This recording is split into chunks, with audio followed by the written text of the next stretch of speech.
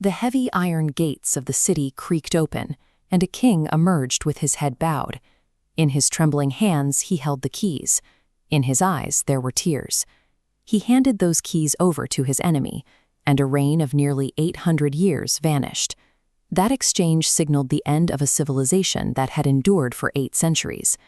Millions of people, their schools, their libraries, and their distinct culture stood on the brink of vanishing, posing a mystery that still haunts historians.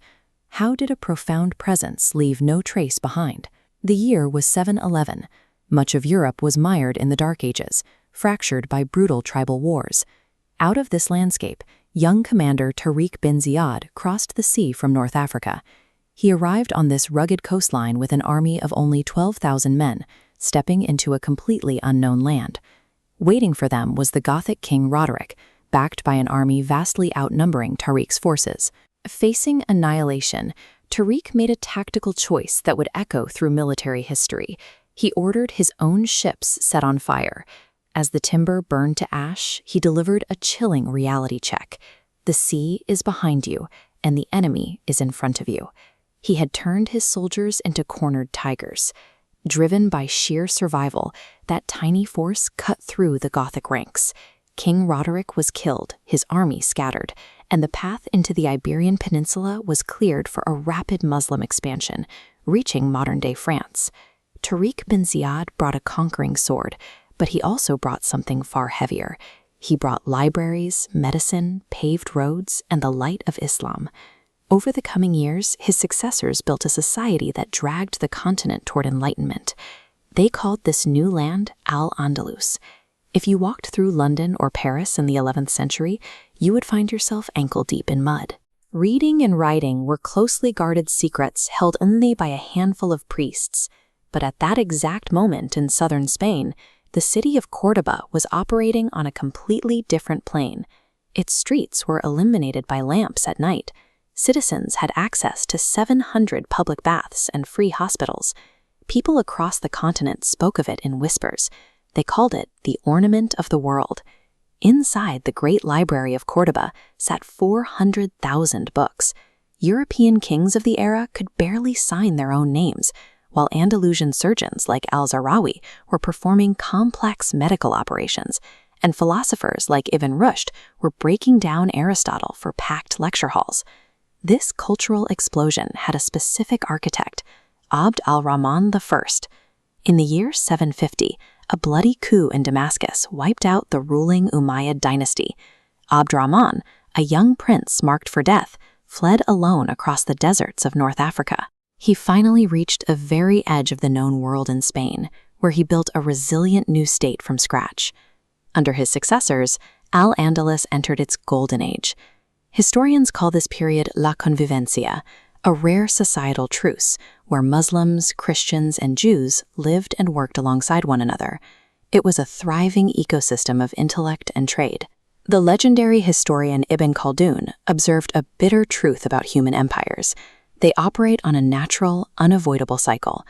The founding generation endures brutal struggles and achieves greatness, but eventually their descendants inherit the wealth, fall into luxury, and forget the discipline that built their walls. That cycle claimed Al-Andalus. By the 11th century, the mighty, unified Umayyad Caliphate collapsed under the weight of civil war.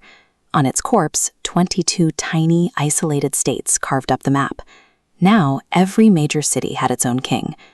History remembers them as the Muluk al-Tawaif, the party kings. These rulers rarely saw a battlefield. Instead, they sat deep inside lavish palaces, clinking glasses of wine, obsessed with poetry and music, utterly blind to the armies gathering just across their borders. They viewed leadership as an endless personal luxury rather than a public duty. But their indulgence wasn't their worst crime. Driven by petty rivalries, these Muslim kings became desperate to conquer each other. In 1079, at the Battle of Cabra, the kings of Seville and Granada faced off. To guarantee victory, they both hired Christian armies from the north. They established a system called parias, tribute money. A Muslim king would hand over chests of gold to a Christian monarch in exchange for troops to slaughter a rival Muslim state. The Christian kings gladly accepted. King Alfonso VI of Castile openly referred to the Muslims as his personal gold mines. He let them drain their own treasuries and hollow out their own defenses. By the time an outside enemy arrived, the foundations of the empire had already been dismantled by its own rulers. The inevitable bill came due in 1085. Seeing the Muslims weak and divided, Alfonso VI marched his forces south and swallowed the spectacular city of Toledo without a massive fight. The defensive shield of Al-Andalus was broken. Mosques were stripped and converted into churches, and vast libraries fell into the hands of men who couldn't read them. Terrified, the remaining Tadi kings begged for a lifeline. They looked across the sea to North Africa and called upon Yusuf bin Tashbin, the leader of the Almoravids. Yusuf was a hardened desert warrior who slept in tents, not palaces. He crossed into Spain, flanked Alfonso VI at the Battle of Zallaqa, and decimated the Christian army, leaving Alfonso to flee for his life with just 500 men. Al-Andalus had been miraculously saved. They had a second chance. But the moment Yusuf sailed back to Africa, the party kings went right back to their wine, their poetry, and their secret treaties. They had learned absolutely nothing. Which brings us to the great historical mystery of this era. Look at the Indian subcontinent. Muslims arrived there as conquerors, just like in Spain. They ruled as a minority for centuries, just like in Spain. And they eventually lost their political power, just like in Spain. Yet today, hundreds of millions of Muslims live across India, Pakistan, and Bangladesh. In Spain, the religion was entirely wiped out. Why? The answer lies in the roots of the society. In India, Islam spread largely through the localized efforts of Sufi mystics. Men like Khwaja Moinuddin Chishti embraced the local culture, learned the languages, and integrated seamlessly into the population. But in Spain, the Muslim elites isolated themselves. Even centuries later, they identified strictly as Arab or Berber, and the locals viewed them as foreign Moors. Furthermore, they weren't facing a fractured society. They were facing the highly organized, deeply fanatical Catholic Church. In India, the faith grew into a massive tree with deep subterranean roots. In Spain, Islam remained a delicate plant, resting in a fragile pot. Once the political pot was smashed, the plant had nowhere else to survive. The final push came in 1491. An empire that once stretched into France was now reduced to a single starving city, Granada. Outside its walls sat the combined might of King Ferdinand and Queen Isabella. Inside, the grain stores were empty. Civilians were resorting to eating horses and dogs just to survive the agonizing siege. Inside the magnificent Alhambra Palace, Sultan Abu Abdullah wanted to raise the white flag, but his commander, Musa bin Abi Ghassan, furiously rejected the surrender. Musa knew the enemy wouldn't keep their promises of peace. He feared the day Muslim children would be forced into churches, and he chose to ride out of the city gates alone, charging the enemy lines to die with his honor intact. On January 2nd, 1492, the Sultan chose life. He handed over the keys. The Muslim flag was pulled from the highest tower of the Alhambra, and a silver cross was hoisted in place. As the exiled Sultan rode away, he turned back to look at his lost city from a ridge now known as the Moor's Sigh, and he wept. His aging mother looked at him and delivered history's sharpest taunt. Do not weep like a woman for what you could not defend like a man.